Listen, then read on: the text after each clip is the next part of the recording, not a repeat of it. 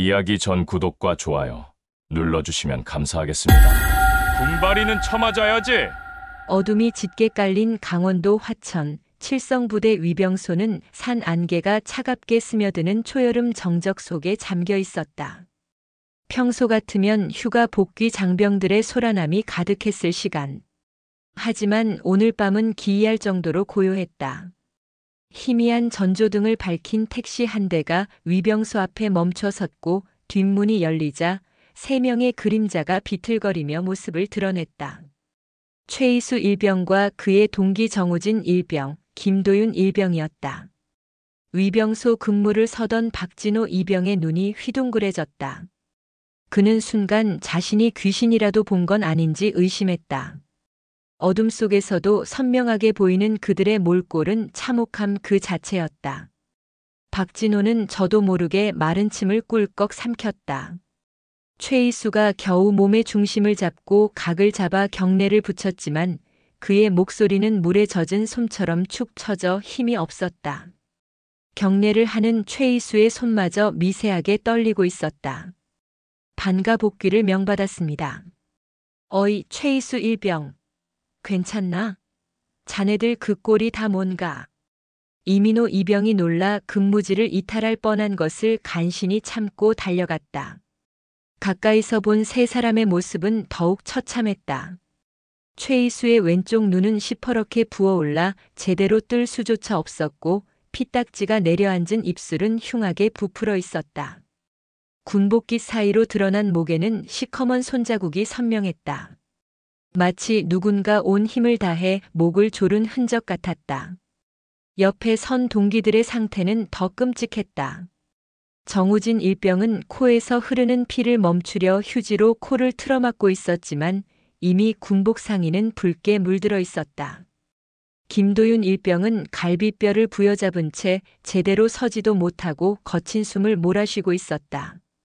그가 고통을 참으려 입술을 깨문 탓에 입가에도 피가 맺혀 있었다. 계단에서 조금 굴렀습니다. 최이수가 푹 숙인 고개 너머로 겨우 대답했다. 하지만 그의 목소리에 담긴 억눌린 분노와 치욕의 떨림까지는 숨기지 못했다. 누가 봐도 명백한 거짓말이었다. 계단에서 굴러 목에 저런 선명한 손자국이 나물리는 만무했다. 무슨 소리야? 누가 이런 짓을 한 건가? 솔직하게 말하게. 이민호가 다그쳤지만 3사람은 약속이라도 한 듯 입을 굳게 다물었다. 그들의 눈빛에는 한시라도 빨리 부대 안으로 들어가 이 모든 고통과 치욕을 숨기고 싶다는 간절함만이 가득했다. 그들이 생활관에 들어서는 순간 내무반 전체가 얼어붙었다. 웃으며 동기들을 맞이하려던 선임과 후임들은 3사람의 몰골을 보고 경악을 금치 못했다. 세상에 이게 무슨 일이야? 서울에서 험한 일이라도 당한 건가? 조폭이라도 만난 거야? 질문이 쏟아졌지만 당사자들은 끝까지 침묵했다. 그저 괜찮다. 별일 아니다. 넘어진 것뿐이다라는 말만 기계처럼 반복했다. 최이수의 마음속에서는 무력감과 분노가 뒤엉켜 격렬하게 충돌하고 있었다. 군인이라는 신분 때문에 폭력에 폭력으로 맞설 수 없었다는 사실, 온몸이 짓밟히는 순간에도 반격할 수 없었던 그 순간의 치욕이 그의 뇌리에서 떠나지 않았다. 곧바로 소대장이 달려왔다. 수년간 군 생활을 한 베테랑이었지만 이렇게 심각한 상태로 복귀한 병사들을 본 것은 처음이었다. 최이수 일병, 똑바로 보고하게. 이건 명백한 폭행의 흔적이야. 누가 그랬나? 정말 괜찮습니다, 소대장님. 저희끼리 장난치다가 계단에서 굴렀습니다. 최이수는 억지로 입꼬리를 올려 웃어 보였다. 하지만 그 웃음보다 먼저 눈에서 뜨거운 눈물이 뚝 떨어져 내렸다. 그것은 아픔의 눈물이 아니었다. 억울함, 분노, 그리고 군인이라는 신분 때문에 아무것도 할 수 없었던 자신에 대한 무력감이 뒤엉켜 터져나온 뜨거운 분노의 눈물이었다. 그는 고개를 더욱 숙여 이 눈물이 다른 사람에게 보이지 않도록 필사적으로 노력했다. 그런데 기가 막힌 일은 여기서 끝나지 않았다. 바로 다음 날 저녁 또 다른 휴가 복귀조 2명이 비슷한 몰골로 위병소를 통과했다. 한결 일병과 이현우 상병이었다. 한결 일병은 앞니가 부러져 말을 제대로 하지도 못했고 이현우 상병은 온몸에 시커먼 멍자국을 달고 있었다. 또야? 이게 우연일 리가 없어. 부대 전체가 술렁이기 시작했다. 하지만 이번에도 마찬가지였다. 두 병사 역시 서울의 한 건물 계단에서 굴렀다는 똑같은 변명만 되풀이했다. 불과 며칠 사이에 총 5명 모두 서울로 휴가를 다녀온 칠성부대 용사들이었고 약속이라도 한 듯 비슷한 폭행의 흔적을 지니고 있었다. 그런데도 누구 하나 진실을 이야기하지 않았다. 그들의 침묵은 부대 전체에 불길하고 무거운 공기를 드리웠다. 병사들은 알 수 없는 두려움에 사로잡히기 시작했다. 최이수는 침상에 누워 잠 못 이루고 있었다. 멍이 든 왼쪽 눈이 욱신거렸지만 육체적인 고통보다 정신적인 상처가 훨씬 컸다. 동기들의 속삭임이 귓가에 맴돌았다. 우리 정말 이대로 입 다물고 있는 게 맞는 걸까? 정우진의 목소리는 불안감에 떨렸다. 말하면 뭐가 달라지는데? 군인이 민간인하고 엮이면 우리만 골치 아파져. 부대에도 피해가고. 김도윤은 현실적인 두려움을 표출했다. 그래도 너무 억울하잖아. 우리가 대체 뭘 잘못했다고. 최이수의 목소리가 억울함에 떨렸다.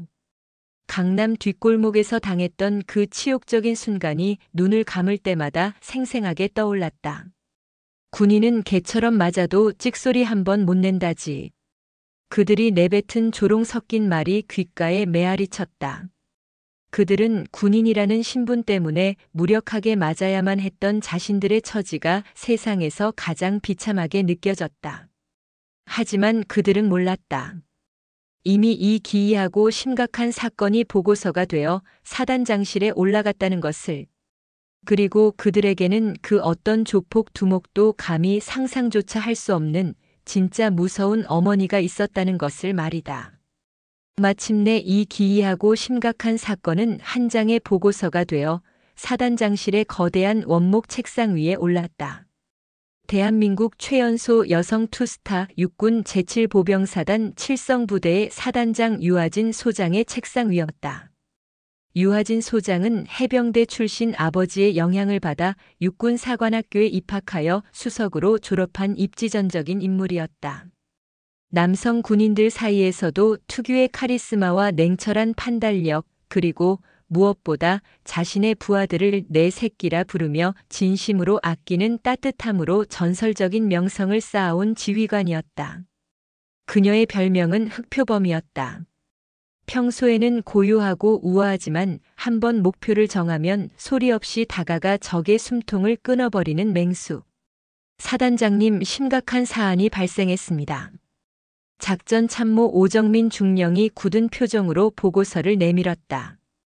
유하진 소장은 창밖으로 화천의 짙푸른 산세를 바라보다가 천천히 고개를 돌렸다.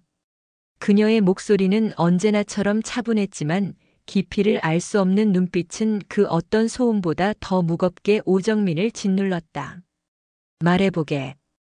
이번 주에만 우리 사단 소속 병사 5명이 심각한 폭행을 당한 상태로 복귀했습니다. 모두 서울로 휴가를 다녀온 병사들입니다.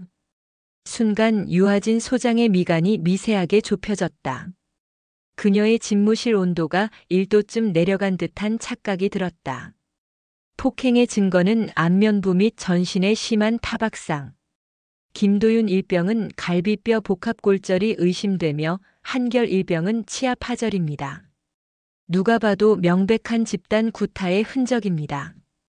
범인은 그게 아무도 입을 열지 않습니다.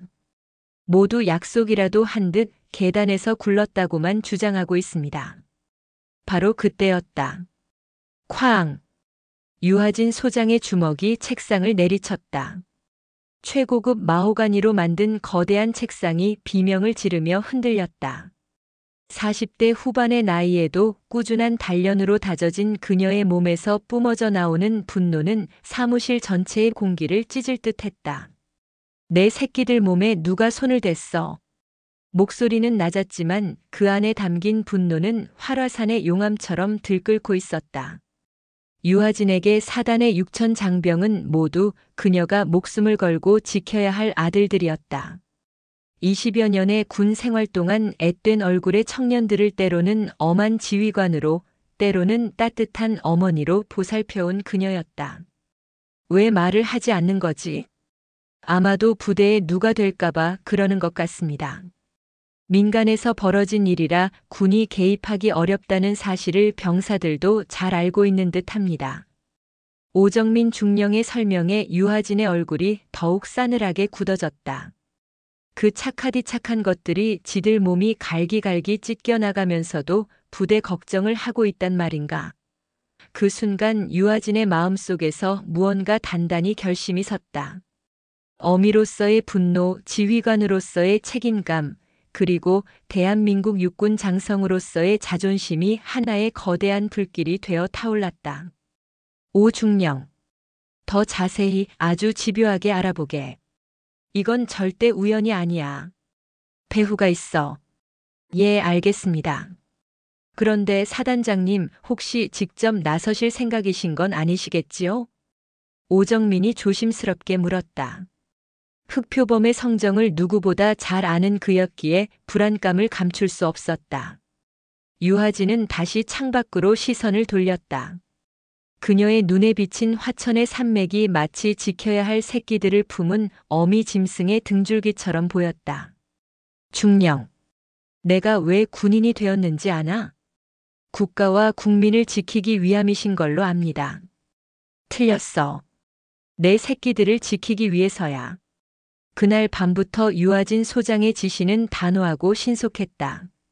진실을 가져오라는 명령이 떨어졌지만 병사들의 입은 자물쇠처럼 굳게 닫혀 있었다. 부대에 폐를 끼칠 수 없다는 그릇된 책임감과 가해자들의 협박에 대한 두려움이 그들을 올가매고 있었다. 결국 오정민 중령이 직접 나섰다. 그는 가장 먼저 피해자 중 한 명인 최이수 일병을 자신의 사무실로 불렀다. 오정민은 따뜻한 차를 한 잔 건네며 부드럽게 입을 열었다. 그의 눈빛은 날카로웠지만 목소리에는 병사를 압박하려는 의도가 아닌 진심으로 걱정하는 기색이 담겨 있었다. 솔직하게 말해주게. 서울에서 정확히 무슨 일이 있었던 건가? 최이수가 고개를 푹 숙였다. 뜨거운 찻잔을 쥔 손이 잘게 떨렸다. 한참을 망설이던 그는 마침내 무겁게 입을 열었다. 중령님, 저희는 정말 아무 잘못도 하지 않았습니다. 정말입니다. 목소리 끝이 파르르 떨렸다. 복물 터지듯 그동안 억눌러왔던 진실의 조각들이 하나둘씩 터져나오기 시작했다. 사건은 강남의 한복판에서 벌어졌다. 동기들과 함께 저녁을 먹고 영화를 보기 위해 번화가를 걷고 있을 때였다. 갑자기 건장한 체격의 남자 대여섯 명이 그들 앞을 막아섰다. 야, 너희 군바리들이지? 처음에는 그저 시비인 줄 알았다. 군인 신분이었기에 최대한 마찰을 피하려 고개를 숙이고 지나가려 했다. 하지만 그들은 끈질겼다. 군인 나부랭이들이 휴가 나와서 꿀 빨고 있네. 너희 같은 놈들 때문에 우리가 장사하기 힘든 거 알아. 이유를 알 수 없는 적개심이었다. 최이수와 동기들은 당황해서 연신 죄송하다고 사과하며 자리를 피하려 했다. 하지만 그들은 막다른 골목으로 그들을 몰아넣었다. 그러면서 뭐라고 하던가? 오정민 중령이 나직이 재촉했다. 군인은 민간인한테 손 못 대는 거 알지? 그럼 우리가 존나게 패도 찍소리 못하고 참아야 되는 거 아니냐? 이렇게 말했습니다. 그때부터였다. 인간 이하의 취급과 일방적인 폭행이 시작된 것은 몇 명이었나? 7, 8명 정도였습니다. 저희는 셋이었고 숫자로도 불리했지만 그게 문제가 아니었습니다. 정말로 손을 댈 수가 없었습니다. 군인이 민간인에게 먼저 폭력을 휘두르면 어떻게 되는지 중령님께서도 잘 아시지 않습니까? 그렇다. 군인 복무 규율상 민간인에 대한 폭행은 그 이유를 불문하고 군법에 의해 가중 처벌을 받게 된다. 특히 7사단 같은 최전방 부대는 군기가 엄격하기로 유명했다. 그래서 그냥 맞고만 있었다는 건가? 네. 최대한 피하려 했지만 골목에 갇혀서 도망칠 수도 없었습니다. 최이수의 목소리가 격한 감정에 잠겨들었다. 그 순간 느꼈던 치욕과 무력감이 고스란히 전해졌다. 그놈들이 마지막에 뭐라고 했는지 아십니까? 다음에 또 기어 나오면 그때는 다리 몽둥이를 부러뜨려 줄 테니 군바리들은 강남 바닥에 얼씬도 하지 마라. 이렇게 말했습니다. 오정민 중령의 주먹이 책상 아래에서 저절로 굳게 쥐어졌다. 이것은 우발적인 시비가 아니었다. 명백히 군인이라는 약점을 노린 계획적이고 조직적인 범죄였다. 최일병. 그런데 왜 처음부터 사실대로 말하지 않았나? 부대에 피해가 갈까봐 그랬습니다. 괜히 저희 일 때문에 군이 민간 문제에 개입했다는 구설에 오를까봐. 이 순간 오정민은 깨달았다. 이 어린 병사들이 자신들의 찢겨나간 자존심보다 부대의 명예를 먼저 생각할 만큼 얼마나 성숙하고 책임감이 강한지를. 그래서 더 마음이 아팠다. 바로 그때 사무실 문이 열리며 어제 복귀한 피해 병사 한결 일병이 들어왔다. 그의 얼굴에도 아직 멍이 가시지 않은 상태였다. 중령님, 저도 드릴 말씀이 있습니다. 한결의 이야기는 더욱 충격적이었다. 그는 홍대 입구역 근처에서 친구들을 만나고 헤어지는 길이었다. 패턴은 소름 끼칠 정도로 똑같았다. 군인임을 확인하고 의도적으로 시비를 걸고 인적이 드문 곳으로 끌고 가 일방적으로 폭행하는 것. 그런데 한결의 증언에는 더 중요한 단서가 있었다. 이상한 점이 있었습니다. 마치 저희가 군인인 걸 미리 알고 기다렸다는 느낌이었습니다. 짧은 머리나 걸음걸이를 보고 바로 칠성부대 아니냐고 묻더군요. 그 말을 듣는 순간 오정민 중령의 표정이 차갑게 굳었다. 우연이 아니라 계획적으로 칠성부대 휴가 장병들을 노린 것이 분명했다. 더 있습니다. 저희를 때리면서 우리 형님이 칠성부대 놈들 눈에 띄는 꼴 보기 싫다고 하셨다. 그러니까 앞으로 서울 나오지 마라. 이런 식으로 말했습니다. 형님. 그 단어가 오정민의 뇌리에 박혔다. 이것은 단순한 불량배들의 행패가 아니었다. 누군가의 지시에 의해 움직이는 거대한 조직의 소행이라는 확신이 들었다. 분명히 형님이라고 했다고. 네. 분명히 그랬습니다. 마치 조직의 명령을 수행하는 것 같았습니다. 보고를 종합한 오정민은 곧장 사단장실로 향했다. 유하진 소장은 그의 보고를 듣는 내내 단 한마디도 하지 않았다. 그녀는 그저 굳은 표정으로 창밖의 연병장을 내려다볼 뿐이었다. 병사들의 힘찬 함성과 구령 소리가 들려왔다. 저렇게 건강하고 씩씩한 아들들이 사회에 나가 군인이라는 이유만으로 짐승처럼 맞고 돌아왔다니. 이 사실에 유하진의 심장이 갈기갈기 찢기는 듯 했다. 조직적인 범행이라는 말이군. 그렇습니다, 사단장님. 우연이 아닙니다. 계획적으로 우리 칠성부대의 명예와 사기를 꺾으려는 악의적인 의도가 명백합니다. 군인은 민간인에게 손쓸 수 없다는 약점을 파고든 겁니다. 그 순간 유하진 소장이 천천히 자리에서 일어났다. 170이 넘는 헌칠한 키에 흐트러짐 없는 군복 차림. 그녀의 모습은 그 자체로 하나의 잘 벼려진 무기처럼 보였다. 오중령. 예, 사단장님. 내 새끼들이 군인이라는 이유만으로, 나라를 지키고 있다는 이유만으로 저런 버러지들에게 무력하게 당하고만 있어야 한다는 말인가? 목소리에는 더 이상 감출 수 없는 분노가 서려 있었다. 20여 년 군 생활에서 이런 치욕은 처음이었다. 하지만 함부로 움직이시면 안 됩니다. 군이 민간에 개입하는 것은 알고 있어. 유하진이 오정민 중령의 말을 잘랐다. 그녀는 창가에 서서 연병장을 내려다보며 나직이 말했다. 하지만 내 새끼들이 저렇게 다치고 우는 걸 이 어미가 가만히 보고만 있을 수는 없어. 그날 밤부터 칠성부대에는 기묘한 변화가 생겼다. 서울로 휴가를 신청했던 병사들이 하나둘씩 신청을 취소하기 시작한 것이다. 해병대만큼이나 자부심이 강하기로 유명한 칠성부대 용사들이 정체 모를 조폭들 때문에 휴가조차 제대로 나가지 못하는 상황. 부대의 사기는 눈에 띄게 저하되고 있었다. 하지만 그들은 몰랐다. 이미 그들의 어머니가 움직이기 시작했다는 것을. 그리고 이 모든 치욕적인 상황을 단번에 뒤집어 버릴 거대한 그림자가 조용히 드리워지고 있다는 것을 말이다. 그날 밤 사단장실의 불은 새벽이 되도록 꺼지지 않았다. 책상 위에는 서울시 전도가 펼쳐져 있었다. 흑표범의 사냥이 시작되고 있었다. 월요일 아침 화천의 하늘은 잿빛 구름으로 무겁게 가라앉아 있었다. 부대의 공기 또한 그와 같았다. 주말 사이 또 한 명의 희생자가 나왔다. 이번에는 피해가 훨씬 심각했다. 대구 출신으로 부대 내에서 성실하기로 소문난 이현우 상병이었다.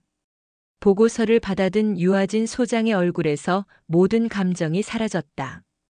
마치 잘 만든 밀랍 인형처럼 차갑고 단단하게 굳어버렸다.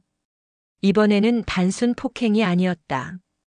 갈비뼈 3대가 금이 가고 콧뼈가 내려앉았으며 심한 뇌진탕 증세까지 보였다. 지금 국군 수도병원에 입원 중이라는 마지막 문장을 읽는 순간 유아진의 주먹이 다시 한번 책상을 내리쳤다. 쾅!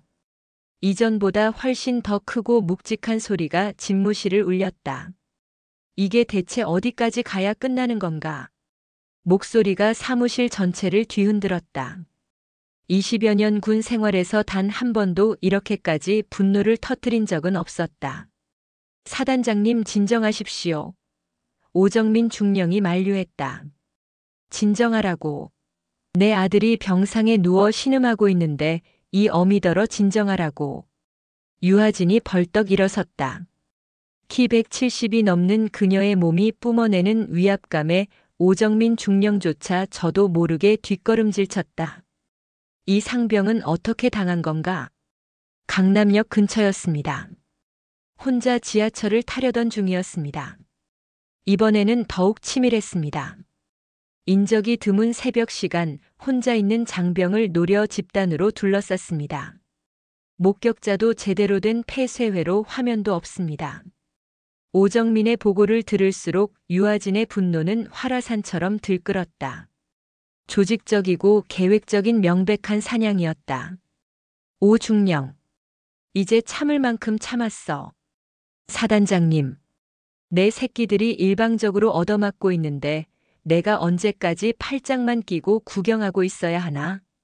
그때 집무실 전화벨이 울렸다. 국군 수도병원에서 걸려온 전화였다. 유아진이 직접 수화기를 들었다. 소장 유아진입니다. 사단장님 이현우 상병 담당 군의관입니다. 상태가 어떻습니까? 다행히 생명에는 지장이 없습니다만 정신적 충격이 상당합니다. 계속해서 죄송하다, 부대에 피해를 끼쳐 죄송하다는 말만 반복하고 있습니다. 유아진의 가슴이 무너져 내렸다. 이 어린 병사가 그 끔찍한 일을 당하고도 자신의 안위보다 부대를 먼저 걱정하고 있다니. 면회는 가능한가? 오후부터 가능합니다. 전화를 끊은 유아진이 오정민 중령을 바라봤다. 그녀의 눈은 더 이상 분노가 아닌 차가운 결의로 빛나고 있었다. 중령, 나와 함께 병원으로 가지. 그리고 신동욱 원사와 배상훈 대위를 내 집무실로 부르게. 예, 알겠습니다. 특별한 임무라도. 오정민은 무언가 심상치 않은 일이 시작되었음을 직감했다. 신동욱 원사는 베트남전 파병 경험까지 있는 칠성부대 최고의 베테랑이었고 배상훈 대위는 특수전 사령부 출신으로 실전 경험이 풍부한 에이스였다. 사단장의 가장 날카로운 창과 가장 단단한 방패를 동시에 부른 것이다. 오후 2시 국군 수도병원 병실 문을 열고 들어서자 이현우 상병이 화들짝 놀라며 침상에서 일어나려 했다. 사단장님. 반가. 누워있어. 움직이지 마. 유하진이 다가가 그의 어깨를 부드럽게 눌렀다. 엉망이 된 아들의 얼굴을 본 어머니의 마음은 갈기갈기 찢어졌다. 죄송합니다, 사단장님. 제가 조심하지 못해서. 자네가 뭘 조심하지 못했다는 건가? 목소리는 부드러웠지만 눈빛은 분노로 이글거렸다. 제가 조금만 더 주위를 살폈더라면. 이현우야. 유하진이 그의 침상 옆에 앉아 거칠어진 손을 잡았다. 자네가 잘못한 건 아무것도 없어. 휴가 나와 집으로 돌아가려던 게 잘못인가? 아니면 이 나라를 지키는 군인이라는 게 잘못인가? 내 새끼가 억울하게 당했는데 내가 가만히 있을 것 같은가? 그 순간 이현우 상병의 눈에서 참았던 눈물이 폭포수처럼 쏟아져 내렸다.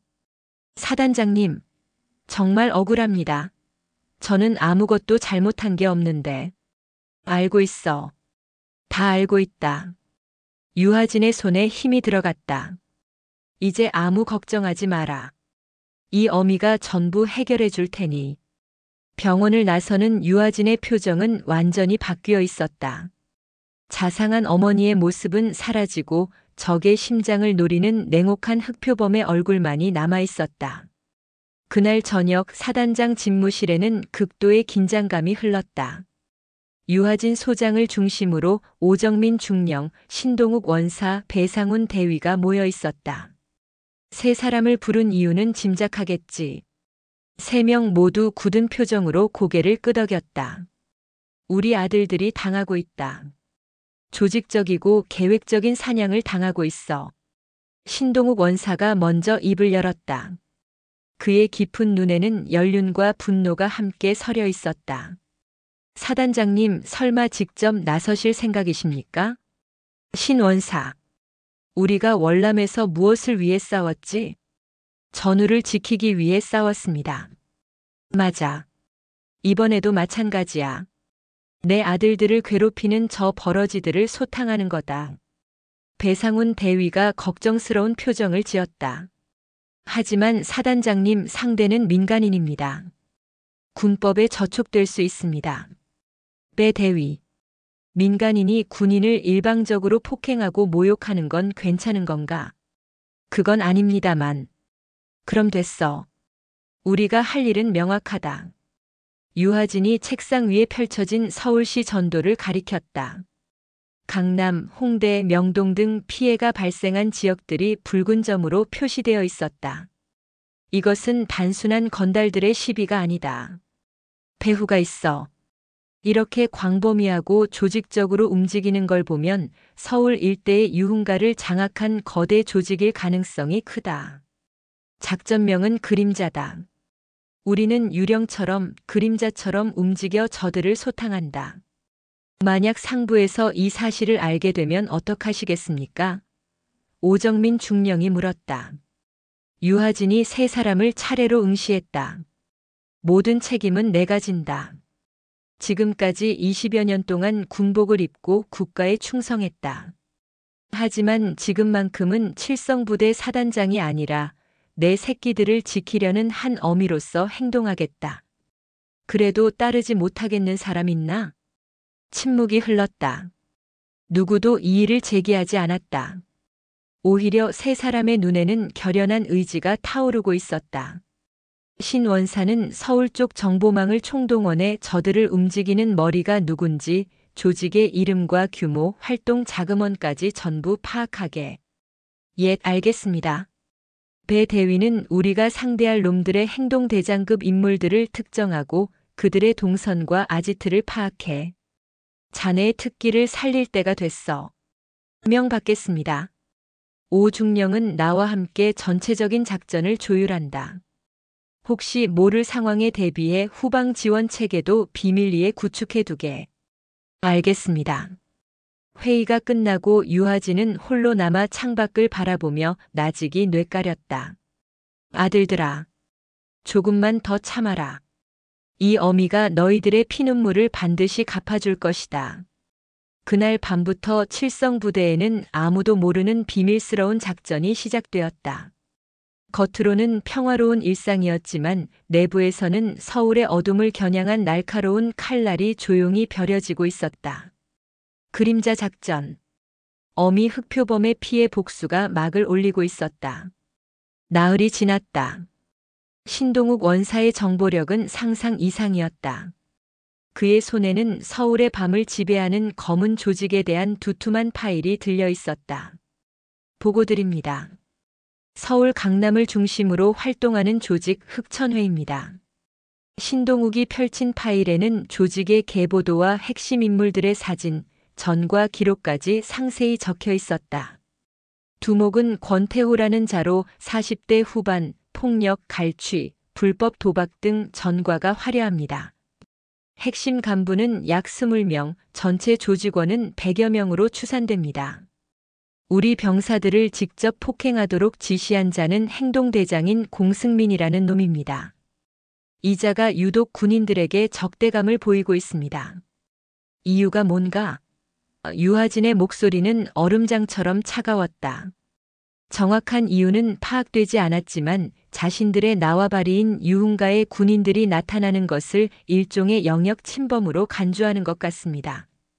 특히 각 잡힌 우리 칠성부대 용사들이 더욱 눈에 거슬렸을 겁니다. 자신들의 힘을 과시하기 위한 본보기로 삼은 것으로 보입니다. 배상훈 대위가 이어 보고했다. 공승민과 그 수하들의 주요 아지트는 강남의 한 유흥주점 지하와 홍대의 불법 도박장으로 파악됐습니다.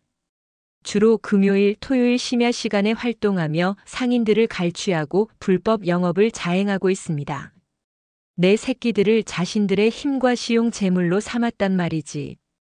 유하진의 주먹이 저절로 쥐어졌다. 사단장님, 이들의 활동 패턴을 분석한 결과 매우 치밀하고 계획적입니다. 폐쇄회로가 없는 사각지대를 정확히 알고 있고 반드시 소수이거나 혼자 있는 군인을 노립니다. 증거를 남기지 않는데 아주 능숙합니다. 이제 본격적으로 움직일 때가 됐군. 유하진이 일어섰다. 3명의 부하들이 긴장한 얼굴로 그녀를 바라봤다. 금요일 밤 서울로 간다. 직접 내 눈으로 확인해야겠어. 사단장님, 위험합니다. 저희가 먼저. 아니, 어미가 직접 가야지. 내 새끼들을 괴롭힌 놈들의 얼굴은 똑똑히 봐둬야 하지 않겠나? 금요일 밤 서울 강남의 거리는 불야성을 이루고 있었다. 현란한 네온사인과 인파 속 평범한 중년 여성의 모습으로 거리를 걷는 유하진의 모습은 누구의 눈길도 끌지 못했다. 하지만 그녀의 눈빛만큼은 주변의 그 어떤 불빛보다 더 날카롭게 빛나고 있었다. 신동욱 원사와 배상훈 대위 역시 눈에 띄지 않는 복장으로 조금 떨어진 곳에서 그녀를 경호하며 함께 움직였다. 사단장님, 바로 저곳입니다. 신동욱이 눈짓으로 가리킨 곳은 화려한 유흥주점 건물이었다. 정보에 따르면 공승민이 매주 금요일 밤마다 나타나 보호비를 걷는 곳이었다. 3사람은 근처 카페 야외 테이블에 자리를 잡고 건물을 감시했다. 1시간이 흘렀을까? 검은색 대형 세단이 건물 앞에 멈춰 서고 건장한 사내들이 내렸다. 그 중심에 있는 남자 사진으로 익히 본 공승민이었다. 확인됐습니다. 공승민 맞습니다. 배상훈이 낮은 목소리로 말했다. 공승민 일행은 건물 안으로 사라졌다. 잠시 후 안에서 희미하게 고함 소리와 무언가 부서지는 소리가 들려왔다. 들어가서 상황을 확인해야겠습니다. 배상훈이 나서려 하자 유하진이 손으로 막았다. 아니, 기다려. 하지만 우리는 손님일 뿐이야. 유하진이 자리에서 일어나 주점 안으로 들어갔다. 신동욱과 배상훈이 긴장하며 뒤따랐다. 주점 안에서는 공승민이 업주로 보이는 중년 남성의 멱살을 잡고 협박하고 있었다. 사장님, 이번 달 성의가 영 부족하잖아. 장사 접고 싶어? 죄송합니다, 공 실장님. 요즘 경기가 너무 안 좋아서. 경기는 무슨, 너희들만 힘들어? 당장 2배로 준비 안 하면 이 가게 잿더미로 만들어 버릴 줄 알아. 주점 안에 다른 손님들은 겁에 질려 고개를 숙이고 있었다.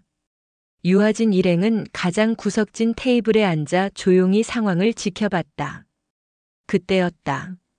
주점 문이 열리며 앳된 얼굴의 젊은이 3명이 들어왔다. 짧은 머리, 각 잡힌 자세.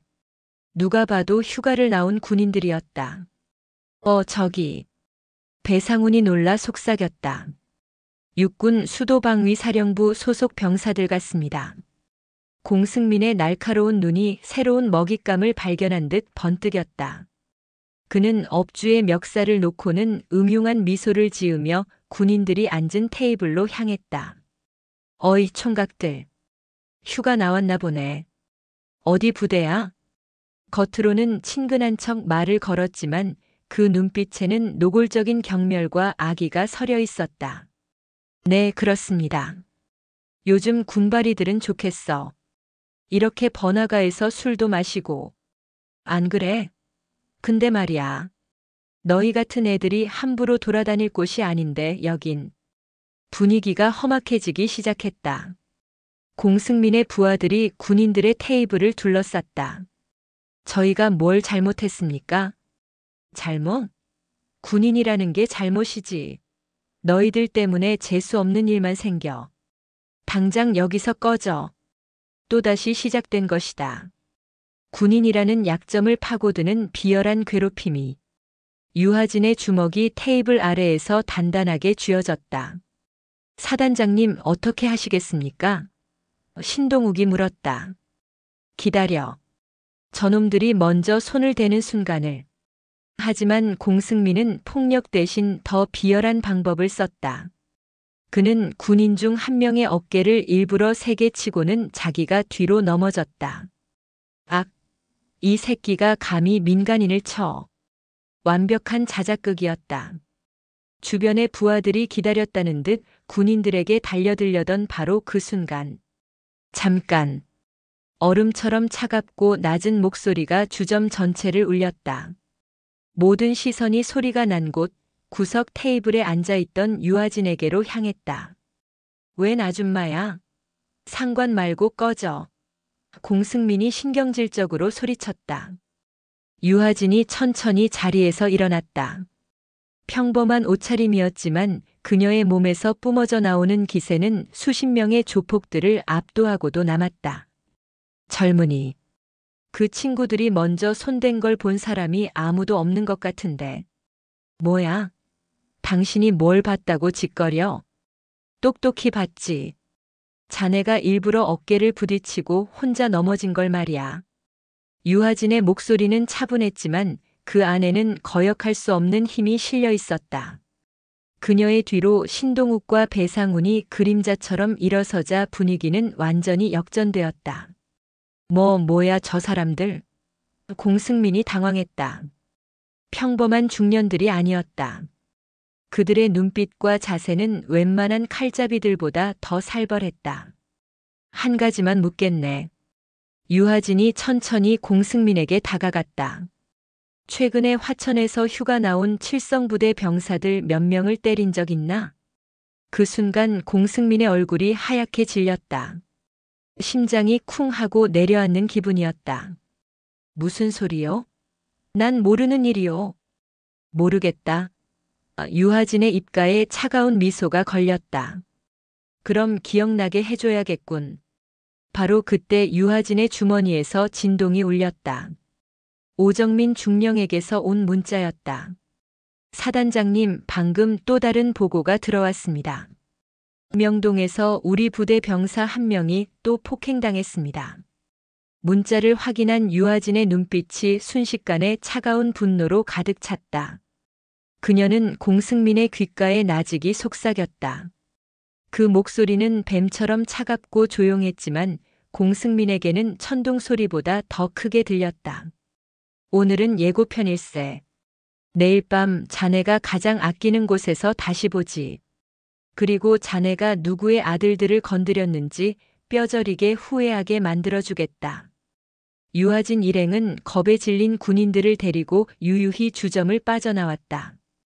홀로 남겨진 공승민은 온몸에 소름이 돋는 것을 느끼며 주저앉았다. 칠성부대. 그 이름이 악몽처럼 그의 귓가를 맴돌았다. 토요일 새벽 2시.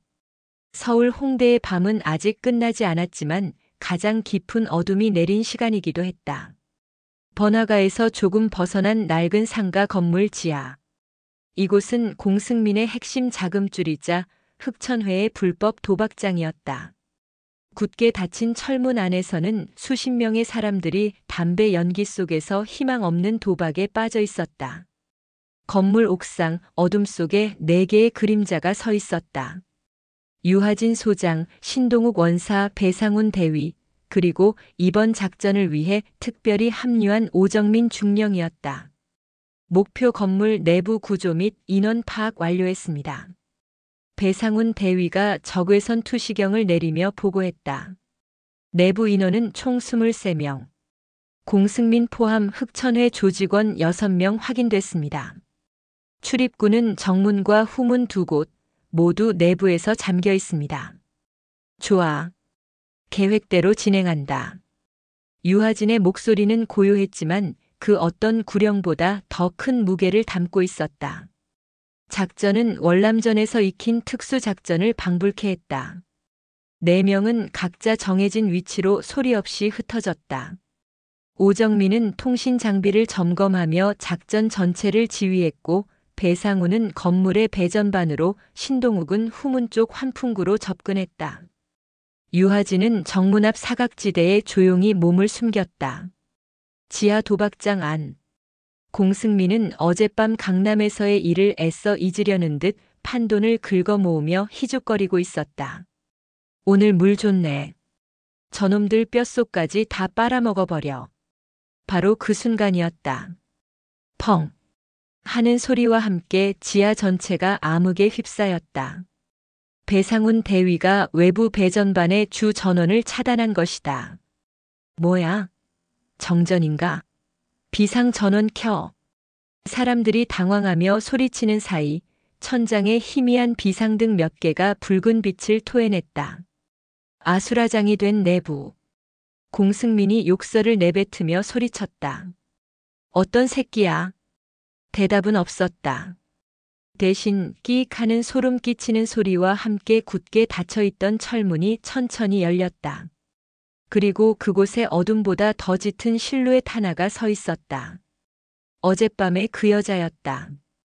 어떻게 문을? 공승민은 말을 잇지 못했다. 찾기 어렵지 않더군. 유하진이 어둠 속에서 한 걸음 안으로 들어섰다. 그녀의 뒤로 어느새 나타난 신동욱 원사와 배상훈 대위가 후문을 막아서며 조직원들의 퇴로를 차단했다.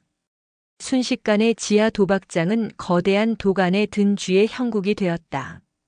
당신 대체 누구야? 여기가 어딘 줄 알고 들어와. 공승민이 허세를 부리며 소리쳤지만 목소리는 심하게 떨리고 있었다. 조용히 해. 유하진의 나직한 한마디에 소란스럽던 도박장 안이 찬물을 끼얹은 듯 조용해졌다. 그녀는 천천히 도박장 내부를 둘러보았다. 불법, 도박, 고리대금, 약물.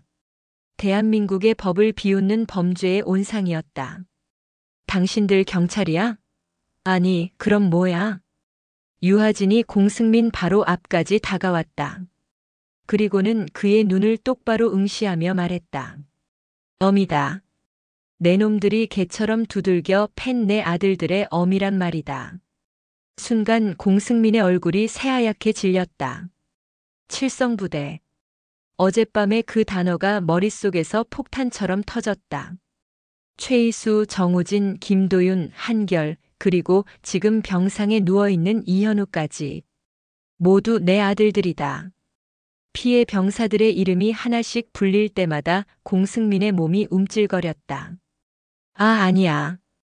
우린 그냥 장난으로. 장난? 유하진의 목소리가 지하실 전체를 얼어붙게 만들었다. 내 아들들을 피투성이로 만들고 뼈를 부러뜨린 게 장난이라고. 공승민이 겁에 질려 뒷걸음질 쳤다. 하지만 등 뒤에는 차가운 벽뿐이었다. 공승민. 이제 선택하게. 무슨 선택? 첫째, 여기서 조용히 내 제안을 받아들이고 광명을 찾거나. 유하진이 한 걸음 더 다가왔다. 둘째, 거부하고 내 놈들의 모든 죄가 담긴 이 증거들과 함께 경찰서 정모를 하거나. 유하진이 손에 들고 있던 서류 봉투를 테이블 위에 던졌다. 그 안에는 이 도박장의 거래 장부 사본, 공승민 일당이 상인들을 갈취하는 영상, 그리고 마약 거래 정황이 담긴 사진까지. 그들의 범죄 행각을 증명하는 완벽한 증거들이 들어 있었다. 어떻게 이걸? 이제 이해가 되나? 우리가 누구인지. 공승민은 완전히 전의를 상실했다. 상대는 경찰도 검찰도 아니었다. 하지만 그 어떤 공권력보다 더 무섭고 철저했다. 어떻게 하면 됩니까? 간단하다.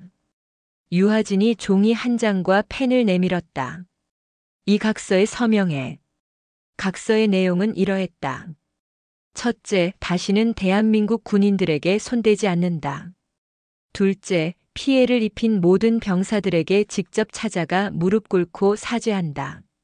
셋째, 이 시간부로 모든 불법 영업을 중단하고 해산한다. 만약 거절하면 거절은 없다. 유하진의 목소리는 단호했다. 서명하지 않으면 나는 이 자리에서 바로 서울지방경찰청장에게 직통으로 전화를 건다. 아마 내 놈들은 앞으로 10년 이상 햇빛을 보기 힘들 거다. 공승민은 떨리는 손으로 각서를 받아들고 서명했다. 좋은 선택이다. 유하진이 각서를 챙겨 넣었다. 그리고 이건 시작일 뿐이다. 마지막 경고야. 만약 약속을 어기거나 또다시 내 아들들 몸에 손끝 하나라도 된다면. 유하진이 공승민의 어깨를 강하게 쥐었다. 다음에는 이런 대화조차 없을 것이다. 월남의 정글에서 적들을 어떻게 처리했는지 내가 직접 보여주게 될 테니. 공승민의 다리가 풀려 그대로 주저앉았다. 한 가지 더. 유하진이 몸을 돌리며 말했다. 내 놈들의 두목 권태호에게 전해. 내가 곧 찾아뵙겠다고. 아버지의 예의상 정식으로 인사는 드려야 하지 않겠냐고 말이야. 그날 밤 흑천회의 핵심 자금줄이었던 홍대 아지트는 소리 없이 정리되었다. 단 한 명의 부상자도 단 한 방울의 피도 흘리지 않았지만 그들의 오만했던 기세는 완전히 꺾여버렸다. 떨리는 손으로 전화기를 든 공승민은 권태호에게 모든 사실을 보고했다. 형님, 큰일 났습니다. 칠성부대 그 여자가 사단장이 직접 나타났습니다. 수학이 넘어 긴 침묵이 흘렀다. 그리고 형님을 찾아뵙겠다고 했습니다. 또다시 침묵. 이윽고 권태호의 차가운 목소리가 들려왔다. 알겠다.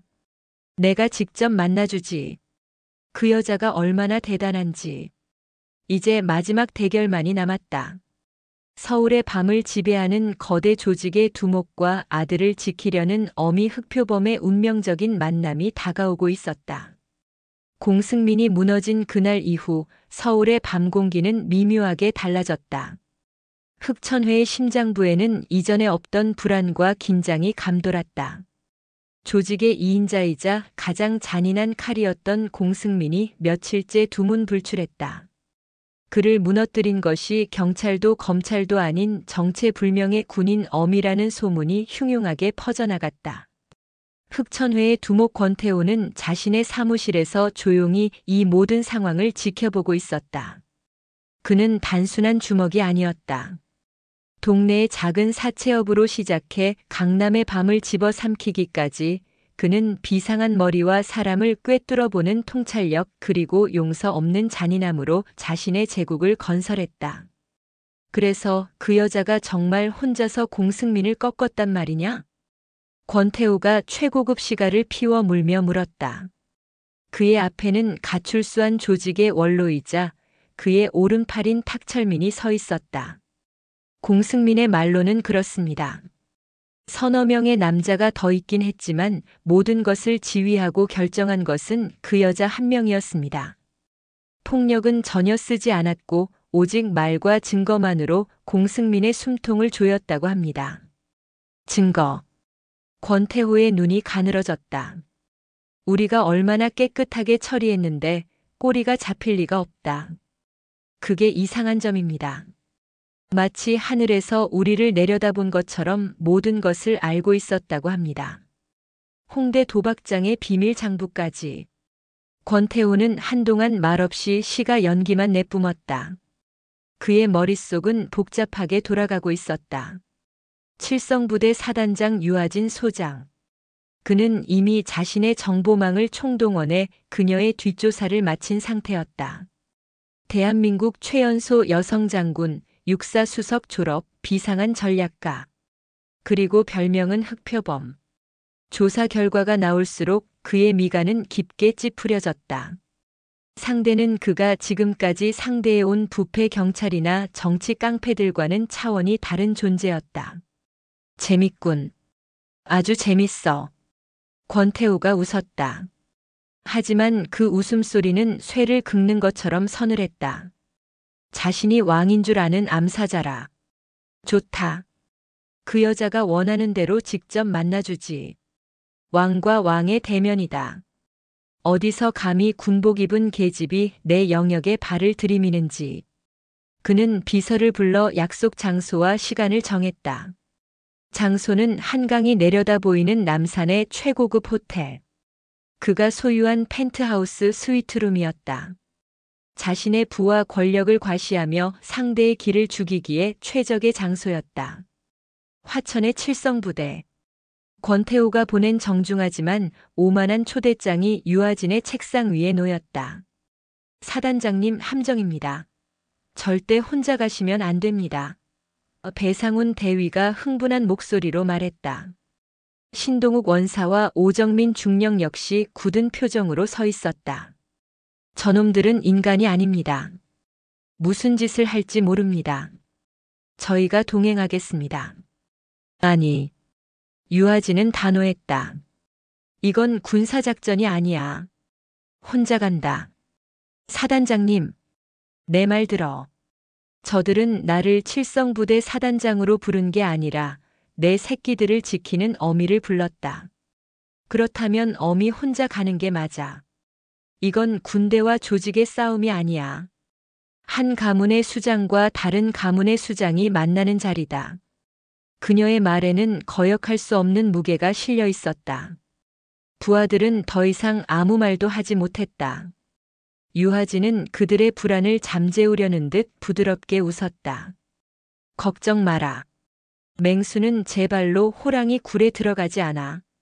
사냥을 하러 가는 거지. 약속 날짜는 이틀 뒤 일요일 오후 4시.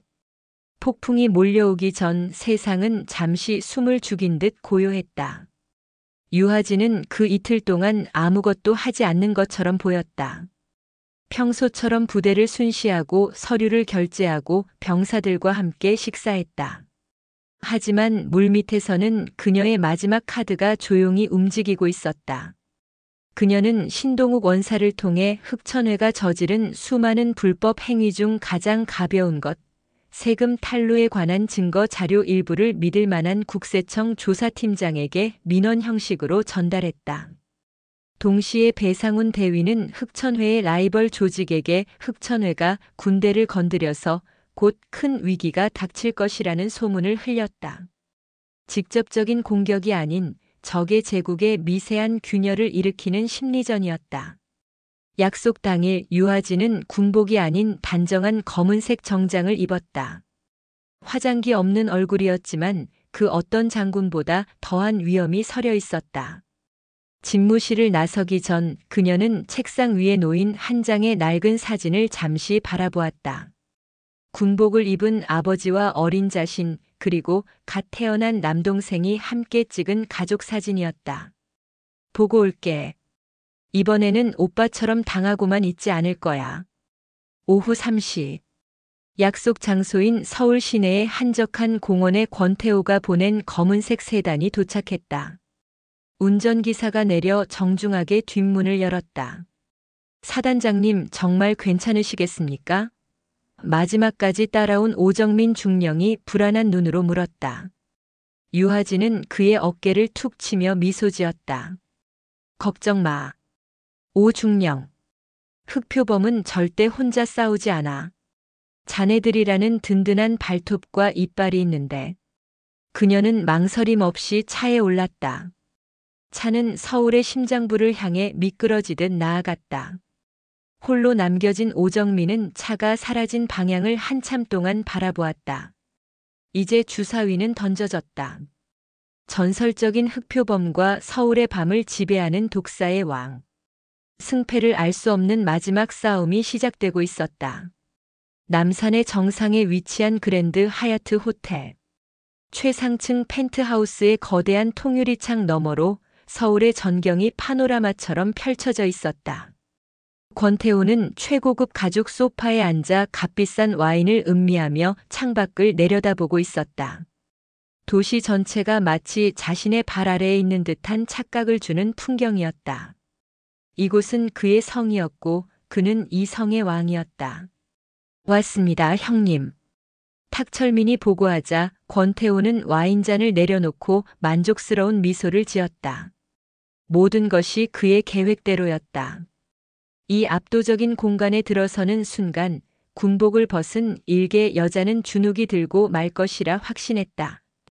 잠시 후 스위트룸 문이 열리고 유아진이 안으로 들어섰다. 그녀의 뒤에는 권태호의 부하 2명이 그림자처럼 서 있었다.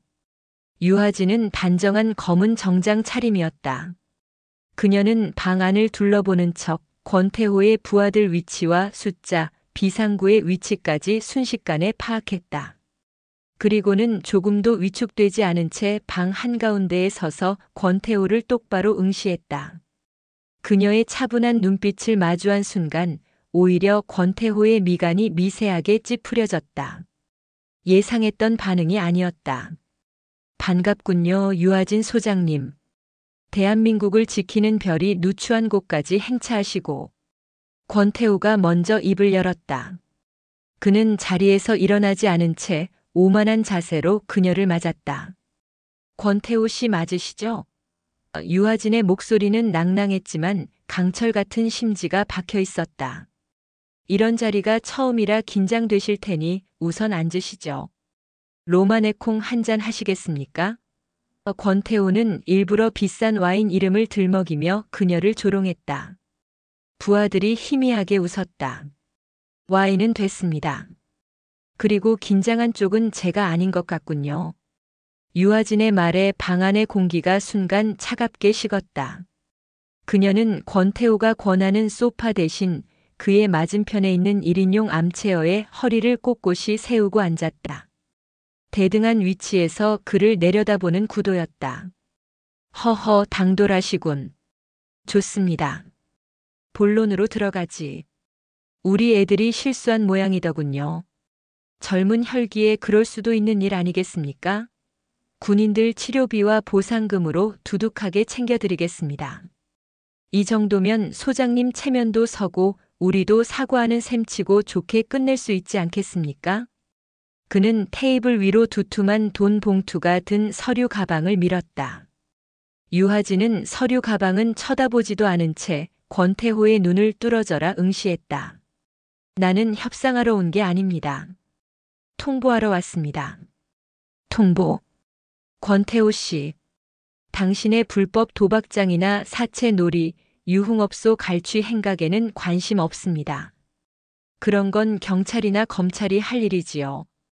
권태호의 눈빛이 싸늘하게 변했다.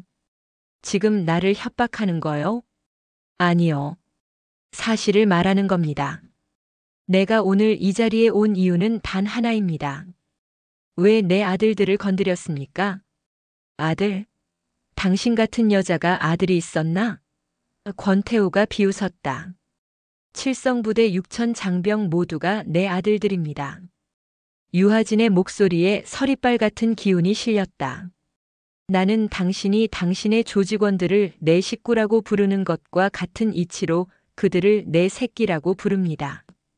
당신이 당신의 식구가 다치면 눈이 뒤집히는 것처럼 나 또한 내 새끼가 다치면 눈이 뒤집힙니다. 그런데 당신은 왕이라는 자가 고작 20살 남짓한 어린 군인들을 그것도 여러 명이 몰려가 비겁하게 린치를 가했습니다.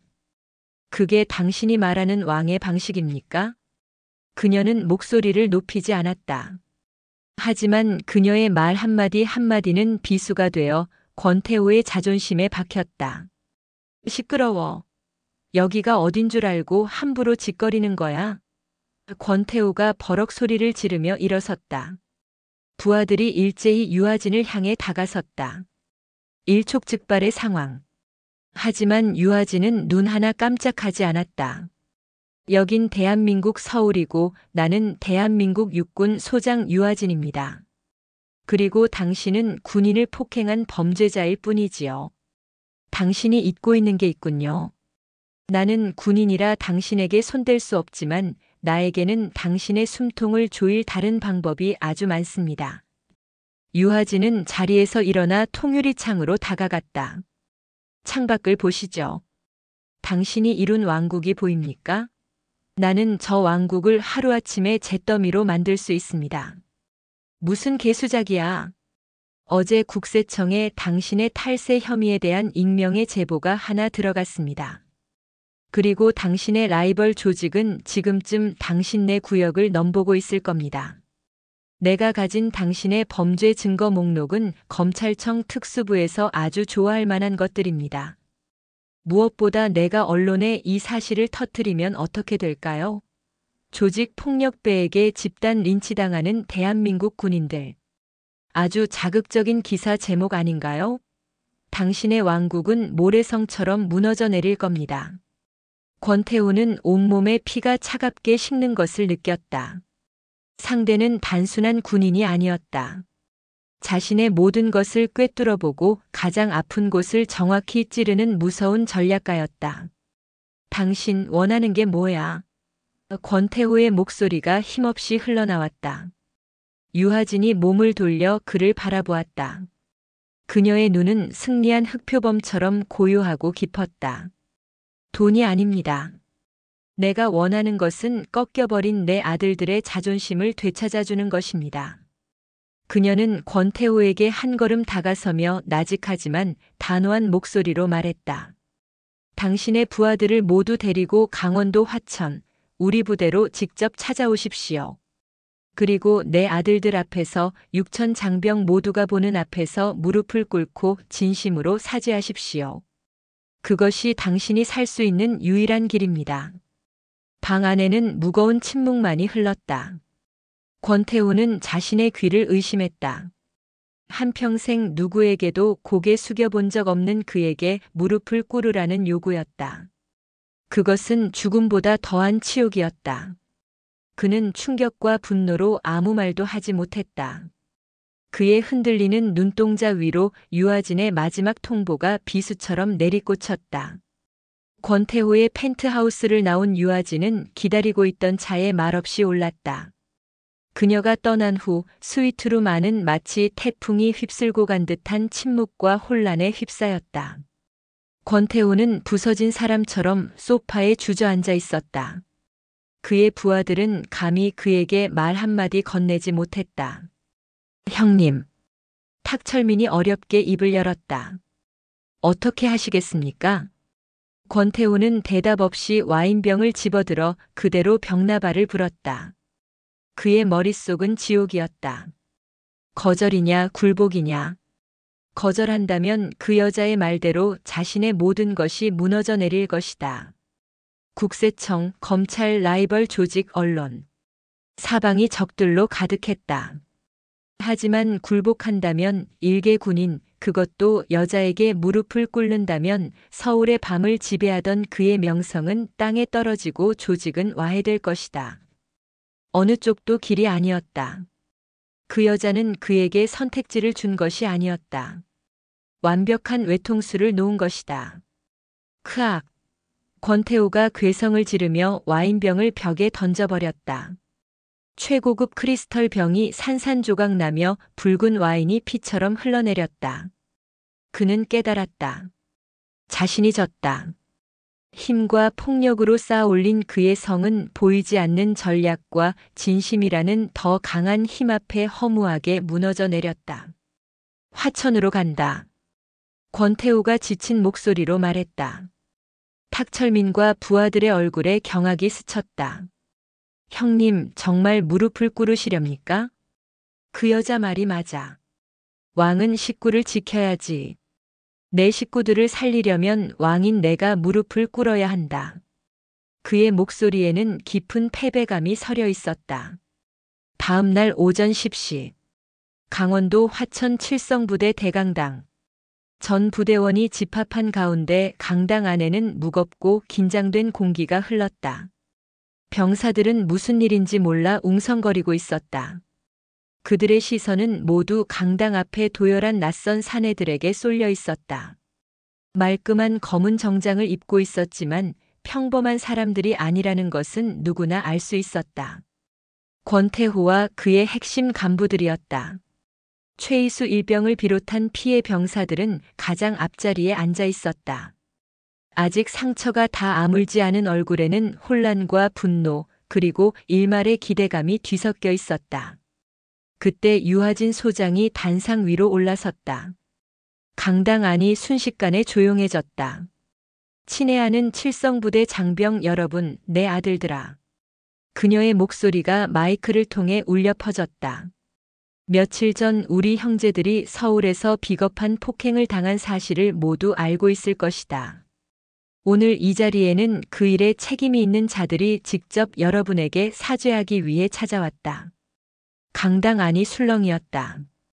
병사들은 믿을 수 없다는 표정으로 서로를 쳐다보았다. 유하진의 소개가 끝나자 권태호가 무거운 발걸음으로 단상 앞으로 걸어 나왔다. 그의 얼굴은 하얗게 질려 있었고 어젯밤의 오만함은 찾아볼 수 없었다. 그는 마이크 앞에 서서 잠시 숨을 고르더니 떨리는 목소리로 입을 열었다. 저는 흑천회의 대표 권태호입니다. 그는 고개를 깊이 숙였다. 저와 제 조직원들은 여러분들에게 씻을 수 없는 상처와 모욕을 주었습니다. 최이수, 정우진, 김도윤, 한결 병사님들, 그리고 이현우 상병님, 칠성부대 모든 장병 여러분께 진심으로 사죄드립니다. 말을 마친 권태호가 천천히 무릎을 꿇었다. 강당 전체가 숨을 죽였다. 서울의 밤을 지배하던 거대 조직의 두목이 수천 명의 군인들 앞에서 무릎을 꿇는 순간이었다. 그의 뒤에 서 있던 간부들도 모두 따라 무릎을 꿇었다. 용서해 주십시오. 권태호가 머리를 바닥에 찌을 듯 깊이 숙였다. 최이수 일병의 눈에서 뜨거운 눈물이 흘러내렸다. 며칠 전까지만 해도 자신을 짐승처럼 때렸던 그들이 지금 눈앞에서 무릎을 꿇고 용서를 빌고 있었다. 억울함과 분노가 씻겨 내려가고 그 자리에 뜨거운 무언가가 차오르는 것을 느꼈다. 그때 가장 큰 부상을 입었던 이현우 상병이 자리에서 일어났다. 아직 허리가 불편했지만 그는 천천히 단상 앞으로 걸어 나갔다. 일어나십시오. 이현우 상병이 나직이 말했다. 권태호는 고개를 들지 못한 채 계속 용서를 빌었다. 일어나시라고 했습니다. 이현우가 그의 팔을 잡아 일으켰다. 사과는 받겠습니다. 그리고 용서하겠습니다. 다만 약속해 주십시오. 다시는 우리처럼 힘없는 군인들을 괴롭히지 않겠다고. 권태호는 멍한 표정으로 이현우를 바라보았다. 그의 눈에는 자신을 향한 증오가 아닌 연민과 용서가 담겨 있었다. 약속드립니다. 목숨을 걸고 맹세합니다. 최이수를 비롯한 다른 피해 병사들도 자리에서 일어나 단상 앞으로 나왔다. 저희도 용서하겠습니다. 앞으로는 부디 올바르게 살아가십시오. 권태호는 다시 한번 깊이 허리를 숙였다. 감사합니다. 정말 감사합니다. 유하진 소장이 다시 단상에 올라섰다. 여러분, 오늘 우리가 본 것이 바로 진정한 칠성부대의 정신이다. 우리는 적에게는 강하지만 용서를 구하는 자에게는 관대하다. 그리고 무엇보다 우리는 정의롭다. 앞으로도 우리는 이 자부심으로 대한민국을 지켜나갈 것이다. 와! 강당 안에서 우레와 같은 함성과 박수가 터져 나왔다. 그것은 굴복시킨 자에 대한 조롱이 아닌 자신들의 명예를 되찾고 진정한 강인함이 무엇인지 보여준 것에 대한 자랑스러운 환호였다. 권태호 일행이 부대를 떠날 때 그들의 뒷모습은 초라했지만 그들의 마음속에는 이전에는 느껴보지 못했던 경외심과 부끄러움이 남아 있었다. 그날 오후 부대는 축제 분위기였다. 병사들은 모두 흥분을 감추지 못했다. 꺾였던 자부심은 이전보다 더 단단해졌고 유아진 소장을 향한 존경과 신뢰는 절대적인 것이 되었다. 그날 저녁 간부 식당. 유하진은 자신을 위해 조촐한 축하 자리를 마련한 부하들과 함께 식사를 하고 있었다. 사단장님 정말 대단하십니다. 어떻게 그 권태호를 무릎 꿇리신 겁니까? 배상훈 대위가 감탄하며 물었다. 유하진은 조용히 웃으며 말했다. 별거 아니야. 그냥 어미의 마음으로 이야기했을 뿐이야. 내 새끼들을 지키고 싶은 마음. 폭력은 더 큰 폭력을 낳지만 진심은 사람의 마음을 움직이는 법이지. 그녀는 창밖으로 생활관을 바라보았다. 오랜만에 들려오는 병사들의 밝은 웃음소리가 그녀의 귀에 평화롭게 울려 퍼졌다. 조폭을 잡은 흑표범 사단장의 복수는 이렇게 완성되었다. 피 한 방울 흘리지 않고 오직 진심과 지략으로 적의 자존심을 꺾고 내 아들들의 명예를 되찾은 완벽한 승리였다. 수개월 후 칠성부대 신병교육대. 훈련을 마친 신병 하나가 선임에게 물었다. 제가 입대하기 전에 들은 소문이 있습니다. 우리 사단장님께서 조폭들을 전부 때려잡으신 게 사실입니까? 선임은 빙그레 웃으며 대답했다. 때려잡은 게 아니야. 더 무서운 걸 하셨지. 더 무서운 거 말입니까? 그래. 그들의 칼과 주먹이 아닌 마음을 꺾어버리셨지.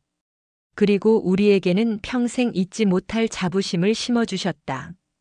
잘 들어둬 신병. 우리 칠성부대는 귀신만 잡는 게 아니야. 우리 형제를 건드리는 놈들은 이 세상 끝까지 쫓아가서라도 그 대가를 치르게 하지. 왜냐하면 우리 뒤에는 그 누구보다 강하고 무서운 어머니가 계시거든. 그렇게 전설은 시작되었다. 귀신 잡는 해병대보다 더 무섭다는 조폭 잡는 칠성부대의 전설이. 그리고 그 중심에는 아들을 지키기 위해서라면 기꺼이 스스로 그림자가 되어 서울의 밤을 뒤흔들었던 흑표범 유아진 소장이 있었다.